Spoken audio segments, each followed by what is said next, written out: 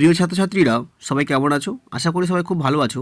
আজকে আমরা আলোচনা করব মডার্ন কম্পিউটার অ্যাপ্লিকেশনের দ্বাদশ শ্রেণীর এমএস এক্সেসের পঞ্চম অধ্যায় সম্পূর্ণ অধ্যায়ভিত্তিক সাজেশন 2024 নিয়ে।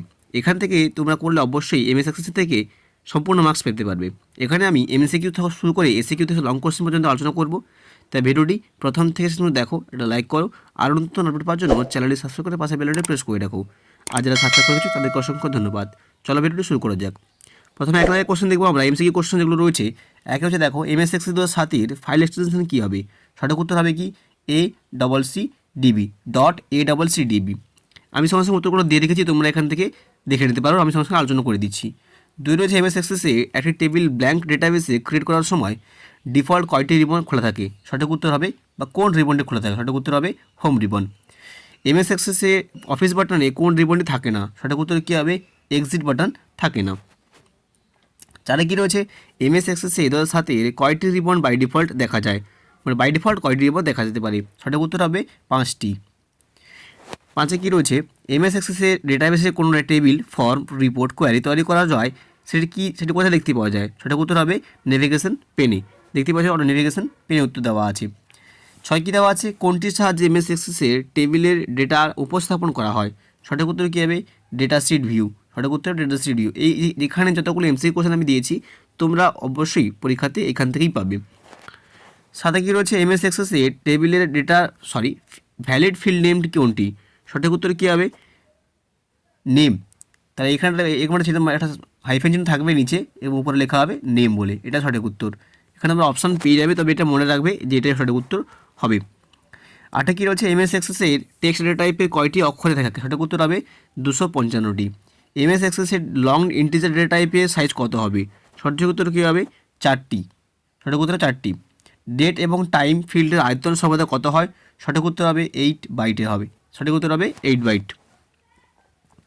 এমএস এক্সেসে ডাটা আইটেম হিসেবে একটি চিত্র সঞ্চিত করা যায় ড্যাশ ডেটা টাইপে ব্যবহার করে? সঠিক উত্তর হবে ওএলই অবজেক্ট। এটা খুবই গুরুত্বপূর্ণ কোশ্চেন, এটা তোমরা 100% পেলেও পেতে পারে। এটা খুবই একটা ভিভে কোশ্চেন, এটা তোমরা পাবে কিন্তু। 11 দাগের কোশ্চেনটি, এমএস এক্সেসে ডেটা টেবিলের এন্ট্রিকৃত ডেটার সংখ্যা স্বয়ংক্রিয়ভাবে গণনা করা যায় ড্যাশ ডেটা নির্বাচন করা যায়? সঠিক উত্তর কী হবে? অটো নাম্বার ক্ষেত্রে কী হবে? এমএস এক্সেস ডেটা টাইপসের এন্ট্রিকৃত ডেটার সংখ্যা অটো নাম্বার অপশানে থাকে। তারপরে তুমি তাকে পরিবর্তন করতে পারবে। তারপরে কী রয়েছে? ড্যাশ ভিউর সাহায্যে ফর্মের রেকর্ড সংশোধন, নতুন রেকর্ড এন্ট্রি এবং রেকর্ড মুছে ফেলার কাজগুলি করা যেতে পারে? সঠিক উত্তর কী হবে? Form view. সঠিক উত্তর হবে ফর্ম ভিউর সাহায্যে এইসব কাজগুলি করা যেতে পারে। 14 রয়েছে যে শর্তের উপর ভিত্তি করে কোয়ারি সম্পূর্ণ হয় তাকে কি বলা হয়? সঠিক উত্তর হবে ক্রাইটেরিয়া। সঠিক উত্তর হবে ক্রাইটেরিয়া।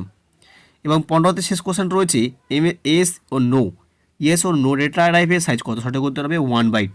এখানে মোট 15টা এমসি কোশ্চেন দিয়েছি। 15টা এমসি কি কোশ্চেনের মধ্যে তোমরা কিন্তু এখান থেকে অবশ্যই অনেকগুলো কোশ্চেন পেয়ে যাবে।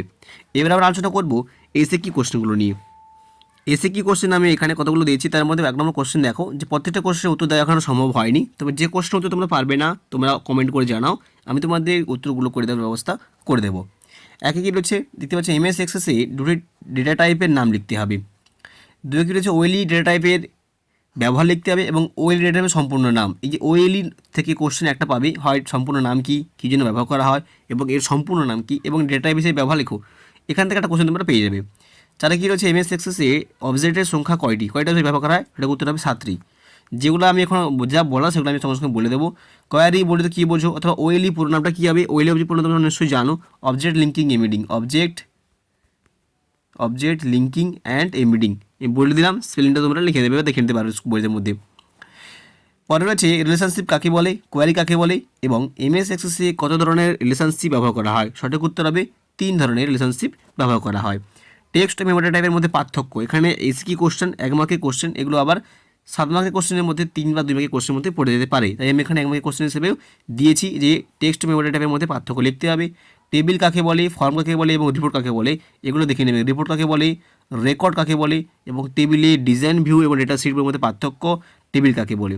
যে কোশ্চেনগুলো দেওয়া হলো এই কোশ্চেনগুলোর মধ্যে তোমরা কিন্তু পাবে। কোয়ারি কাকে বলে ভালো করে পড়ে নেবে, এই কোশ্চেনগুলোর মধ্যে তোমরা অবশ্যই পেয়ে যাবে। এবার আমরা আলোচনা করবো যে 7 মার্কের যে কোশ্চেনগুলো হয় রচনাভিত্তিক কোশ্চেন, সেগুলোর মধ্যে শীতের কোশ্চেন কী রয়েছে দেখো। একে রয়েছে এমএস অ্যাক্সেসের টেবিলের রেকর্ড অপেক্ষা কোয়ারির সুবিধাগুলো লিখতে হবে। কোয়ারির সুবিধাগুলো কী হবে? এমএস অ্যাক্সেসের রিপোর্ট তৈরি করার স্টেপগুলি লিখতে হবে। এবং দ্বিতীয় রয়েছে এমএস অ্যাক্সেসের ডেটা শিট ভিউ এবং ডিজাইনের মধ্যে পার্থক্য। এই কোশ্চেনটা আমি দুটো দিয়েছি, সেখানে ছিল 1 মার্কের কোশ্চেন, এখানে হচ্ছে 2 মার্কের কোশ্চেন বলে আমি এখানে দুটো দিয়েছি। ঘুরে কিন্তু কোশ্চেন হতে পারে, বেশি করে করলে তোমরা শর্ট কোশ্চেন লিখতেও পারবে। তিনি কী রয়েছে এমএস অ্যাক্সেসে ডেটা টেক্সট ও মেমোরি মধ্যে পার্থক্য, যেটা আমি পরে বলতেছি এখানেও দিয়েছি। এবং এমএস অ্যাক্সেসে একটি রেকর্ড ডিলিট করার ধাপগুলো লিখতে হবে। একটি রেকর্ড কীভাবে সেভ করবে তার ধাপগুলো তোমরা বইয়ের মধ্যে পেয়ে যাবে, দেখে নেবে, কিন্তু ভালো করে রেডি করে নেবে। ইতে রয়েছে এমএস অ্যাক্সেসে ভ্যালিড রিলেশনশিপ। পরে রয়েছে এমএস অ্যাক্সেসে ভ্যালিড রিলেশনশিপ বা ভ্যালিড প্রপার্টির মধ্যে পার্থক্য লেখো। যে কোশ্চেনটা কিন্তু খুবই গুরুত্বপূর্ণ, খুবই একটা ইম্পর্টেন্ট একটা কোশ্চেন, 100% তোমরা ওখানে কমন পেলেও পেতে পারো। এবং এমএস অ্যাক্সেসে লকআপ উইজার্ড দিয়ে কী করা হয়। এফে রয়েছে এমএস অ্যাক্সেসে ম্যানিপুলেশন পদ্ধতি কাকে বলে, ফিল্ড প্রপার্টি কী এবং ক্রাইটেরিয়া ফিল্ড প্রপার্টির ভূমিকা লেখো।